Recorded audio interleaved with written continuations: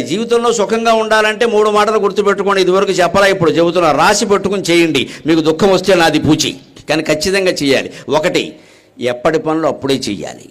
2, ఎక్కడ వస్తువులు అక్కడే పెట్టాలి. 3, ఎక్కడ విషయం అక్కడే వదిలేయాలి. ఈ 3 చేస్తే సుఖంగా. ఇందులో మొదటి 2 చేయగలుగుతాం, 3వది చాలా కష్టం. మొదటివి కూడా కష్టమైన వాళ్ళు ఉంటే నమస్కారం, నాకంటే గొప్పవాళ్ళు. మీ ఇంట్లో ఎక్కడ వస్తువు అక్కడే పెట్టండి.